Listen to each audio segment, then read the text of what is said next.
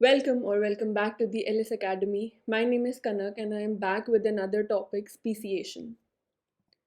So, speciation and species. पहले हम लोग बात करेंगे स्पीशीज क्या होते हैं. स्पीशीज वो ग्रुप ऑफ ऑर्गेनिजम्स हैं जो सिमिलर ट्रेट्स शेयर करते हैं एंड इनके बीच में interbreeding is possible to produce fertile offsprings. Now, speciation क्या है? It is the evolutionary process by which new and distinctive species emerge. Species जो है वो किस तरीके से बनती है? They evolve through genetic alteration and उनके बीच में कोई भी फ्लो ऑफ जीन्स नहीं होता है. दैट मीन्स जो नई पॉपुलेशन बन गई है एंड जो पुरानी एंसेस्ट्रल पॉपुलेशन है उनके बीच में कोई जीन फ्लो नहीं होता है एंड उनके बीच में इंटरब्रीडिंग पॉसिबल नहीं होती है. Now, types of speciation. Basically, speciation can be divided into four types: allopatric, sympatric, parapatric and peripatric. अब one by one हम लोग डिस्कस करेंगे इन सभी टाइप्स को. First is allopatric speciation. Allopatric जो है it has been derived from two words allo and patric. Allo का मतलब है अदर एंड पैट्रिक का मतलब है नेटिव लैंड. तो एलोपैट्रिक स्पीसिएशन वो प्रोसेस है स्पीशीज की फॉर्मेशन का जहाँ पर नेटिव लैंड के अलावा दूसरी जगह पे जाके स्पीसीज का फॉर्मेशन होगा. That means it involves geographic barrier. Now, it occurs when individual of a population become geographically isolated from one another to the point that genetic exchange via mating is either impossible or hampered. तो individuals जो एक population के individuals हैं उनके बीच में एक geographical isolation आ जाता है. मतलब वो एक जगह से जाकर दूसरी जगह पे चले जाते हैं एंड वहाँ पर उनके बीच में कोई भी तरीके का जेनेटिक एक्सचेंज नहीं हो पाता. दैट मीन्स मेटिंग नहीं हो पाती है. This could be due to geographical changes such as development of mountain by a volcano, formation of islands, separation of habitat by glaciers and rivers, or habitat fragmentation induced by human activity. Geographical changes किस वजह से आ सकते हैं? क्या पता वहाँ पर कोई वॉल्केनो की वजह से माउंटेन का फॉर्मेशन हो गया हो, आइलैंड्स का फॉर्मेशन हो गया हो, हैबिटाट्स का सेपरेशन हो गया हो due to glaciers and rivers, and human activity की वजह से भी हैबिटाट के में फ्रैगमेंटेशन हो गई हो या फिर हैबिटाट जो है उनका सेपरेशन हो गया हो.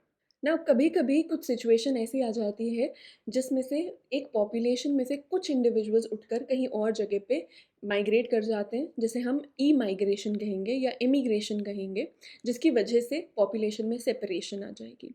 Now, following the separation of the populations, various selective pressures operating on the population cause genotypic or phenotypic divergence in the populations. As a result, natural selection causes genetic drift as population level changes occur. Due to adaptation to their new habitat, various groups may eventually acquire morphologically distinctive characteristics. Now we all know about survival of the fittest. So जो individuals एक population से separate होकर दूसरी जगह पे जा रहे हैं उन्हें वहाँ के environment में खुद को adapt करना होगा.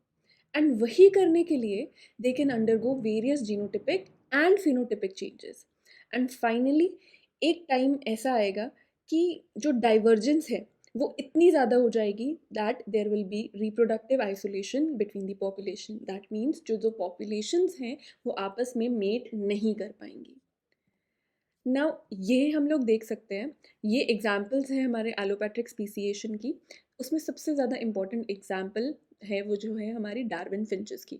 डार्विन फिंचेस में क्या हम लोगों ने देखा था कि जो डार्विन था उसने ऑब्जर्व किया था जो गैलापागोस आइलैंड में डिफरेंट डिफरेंट फिंचेस थे वो सारी एक तरह की फिंचेस, बट उनमें मॉर्फोलॉजिकल चेंजेस काफ़ी ज़्यादा प्रोमिनेंट थे.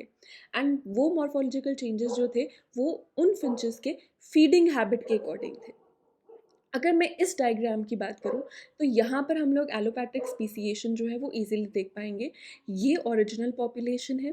किसी भी जोग्राफिक बैरियर की वजह से ये दोनों पॉपुलेशंस जो हैं ये सेपरेट हो गई हैं. नाउ यहाँ पर कुछ चेंजेस आना शुरू हो गए हैं इस साइड पे, जिसकी वजह से हम लोग देख सकते हैं कि एक नई पॉपुलेशन बन गई है, जिससे हम लोग कह सकते हैं कि स्पीसिएशन हुआ है. यहाँ पर न्यू स्पीसीज का फॉर्मेशन हुआ है.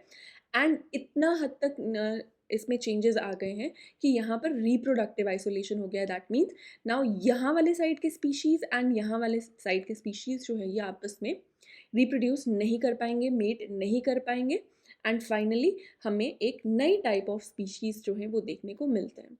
ये वाली जो डायग्राम है यहाँ पर भी हम देख सकते हैं कि एक टाइप ऑफ रिवर की वजह से यहाँ पे जोग्राफिक बैरियर की अगर हम लोग बात करें तो एक रिवर का फॉर्मेशन हुआ है जिसकी वजह से ये दोनों एरियाज जो है वो अलग हो गए हैं। नाउ इस एरिया में कुछ भी एक चेंज आने की वजह से हम लोग देख सकते हैं कि ट्री का कलर और इस साइड के ट्री का कलर कितना ज़्यादा डिफरेंट है। सो यहाँ पे ये जो है ये entirely new population of species का फॉर्मेशन हुआ है। Another example of allopatric speciation can be seen in Arizona due to the formation of Grand Canyon, जिसकी वजह से there is a huge difference in the population of squirrels। हम लोग ये एक टाइप की स्क्विरल है और ये टाइप की स्क्विरल है, इन दोनों में मॉर्फोलॉजिकली डिफरेंस भी है प्लस इनकी ईटिंग हैबिट्स भी डिफरेंट है। सो यहाँ की स्क्विरल्स जो हैं, एक साइड की स्क्विरल्स जो हैं वो इस तरीके से दिखते हैं एंड दूसरी साइड की स्क्विरल्स जो हैं वो इस तरह से दिखती है। Now, second type of speciation is sympatric speciation. Sympatric term is also derived from two words, symp and patric. Symp matlab same and patric means native land. That means उसी land में वहीं पर same जगह पे speciation होना. Now, sympatric speciation is the process of evolution in which species develop from a single ancestor species while coexisting in the same region. उसी reason में रहकर प्रोसेस ऑफ स्पीसीएशन जब होगा, नई स्पीसीज का फॉर्मेशन जब होगा, उसे हम लोग कहेंगे सिम्पैट्रिक स्पीसीएशन। एंड इसमें भी रिप्रोडक्टिव आइसोलेशन जो है वो देखी जा सकती है। रिप्रोडक्टिव आइसोलेशन की वजह से अगर सेम एरिया में स्पीसीएशन का प्रोसेस देखा जा रहा है तो ऑब्वियसली किस रीज़न से हो रहा होगा, एक बहुत मेन रीज़न है जिसकी जो है रिप्रोडक्टिव आइसोलेशन, जिसकी वजह से सिम्पैट्रिक स्पीसीएशन देखा जा सकता है। अगर मैं इस डायग्राम की बात करूँ, यहाँ पर हम लोग देख सकते हैं ओरिजिनल पॉपुलेशन है and with in this original population कुछ चेंजेस आना शुरू हो गए हैं एंड फाइनली विद टाइम एक प्रॉपर नया टाइप ऑफ स्पीसीज जो है हम लोग देख पाएंगे। नाउ रीज़न क्या हो सकता है सिम्पैट्रिक स्पीसीएशन का, क्योंकि एक पॉपुलेशन में डिफरेंट इंडिविजुअल्स रह रहे हैं एंड वहीं पर नए स्पीसीज का फॉर्मेशन हो रहा है, तो उसका रीज़न क्या हो सकता है। First is due to mutation, किसी म्यूटेशन की वजह से सिम्पैट्रिक स्पीसीएशन देखी जा सकती है। सीजनल रिप्रोडक्शन, कुछ इंडिविजुअल्स का season of reproduction for example जनवरी है एंड कुछ का अप्रैल है, तो वहाँ पर अगर रिप्रोडक्टिव आइसोलेशन हो जाती है तो ऑब्वियसली वहाँ पे भी एक नया स्पीशीज़ हम लोग कह सकते हैं कि वहाँ पे सिम्पैट्रिक स्पीसीएशन जो है वो हुई है। Change in allele frequency, behavioural changes, कुछ इंडिविजुअल्स के बिहेवियर में अगर चेंजेस आने लगे, changes in preferences and temporal changes, that means timing of mating जो होगा उसमें अगर चेंजेस आना शुरू हो जाए तो हम लोग कह सकते हैं सिम्पैट्रिक स्पीसीएशन हुआ है। अगर हम लोग इस एग्जाम्पल की बात करें, जैसे फॉर एग्जाम्पल ये एक पर्टिकुलर टाइप ऑफ प्लांट है जो कि पॉलिनेशन करने के लिए रेडी है, रिप्रोडक्शन करने के लिए रेडी है, बट दूसरा जो प्लांट है वो उसका सीज़न अभी नहीं है, तो यहाँ पर हम लोग कह सकते हैं टेम्पोरल आइसोलेशन हुआ है। बिहेवियरल आइसोलेशन मतलब कि ये बर्ड जो है वो सिग्नल्स दे रहा है मीटिंग के लिए, बट जो दूसरा बर्ड है वो उन सिग्नल्स को कैच नहीं कर पा रहा है, उनको अंडरस्टैंड नहीं कर पा रहा है, जिसकी वजह से यहाँ पर हम लोग बिहेवियरल आइसोलेशन देख सकते हैं एंड हम लोग कह सकते हैं कि सिम्पैट्रिक स्पीसीएशन जो है वो हुई है। अगर हम लोग सिम्पैट्रिक स्पीसीएशन की फिर से मैं अगर आपको थोड़ा सा एक्सप्लेन करूँ, तो एक ही रीजन है और वहाँ पर देखिए यहाँ पर डिफरेंट टाइप्स ऑफ ट्रीज़ जो हैं वो देखे जा सकते हैं। दैट मीन्स सेम रीजन में डिफरेंट टाइप ऑफ स्पीशीज जब आएंगे तब हम उन्हें क्या कहेंगे, sympatric speciation. Type of speciation is peripatric speciation. Peripatric speciation में हम लोग देख सकते हैं कि एक ओरिजिनल पॉपुलेशन है एंड उसी के ही पेरीफ्री में कुछ इंडिविजुअल्स जो हैं it will move out of the population and वहाँ पर वो रहने लगेंगे एंड वहाँ पे स्पीसीएशन का प्रोसेस देखा जा सकता है। यहाँ पर देख सकते हैं हम, ये ओरिजिनल पॉपुलेशन है, इसी ओरिजिनल पॉपुलेशन के पेरीफ्री में जाके कुछ इंडिविजुअल्स ने मूव आउट कर दिया एंड वहाँ पर नए से जो है स्पीशीज़ जो है उनका फॉर्मेशन हम लोग देख सकते हैं। इसे हम कहते हैं पेरीपैट्रिक और पेरीफेरल आइसोलेशन। हम लोग उससे याद रख सकते हैं पेरीपैट्रिक, पेरीफेरल।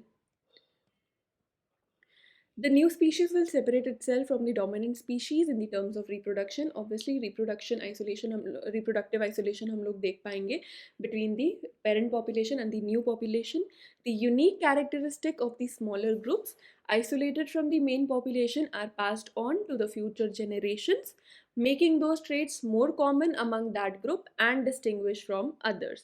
वो जो नई पॉपुलेशन का फॉर्मेशन हुआ है उसके जो यूनिक कैरेक्टरिस्टिक्स होंगे वो कैरेक्टरिस्टिक्स फर्दर जनरेशन में पास डाउन होंगे एंड नई जो स्पीशीज़ बनी है उनमें एंड जो हमारी पिछली पॉपुलेशन थी उनमें हम लोग ईजिली जो है वो डिफरेंसेस देख पाएंगे। हम यहाँ पर भी देख सकते हैं ये एक मेन पॉपुलेशन है जहाँ पर कुछ स्पीशीज़ रह रहे हैं एंड कुछ स्पीशीज़ इन्हीं इसी की पेरिफ्री में जाके उन्होंने मूव आउट किया एंड उनमें चेंजेस आ गए। Now fourth and the last type of speciation is पैरापैट्रिक speciation. पैरापैट्रिक speciation mainly तब देखा गया है जब one part of the environment it becomes different in nature and कोई भी प्रॉपर बैरियर प्रेजेंट नहीं होता है ताकि उन दोनों पॉपुलेशन को सेपरेट किया जाए या फिर जीन फ्लो को रोक दिया जाए। जो नई पॉपुलेशन बनती है वो उसी जगह पे होती है लेकिन फिर भी रैंडमली यहाँ पे मेटिंग जो है वो नहीं देखी गई है।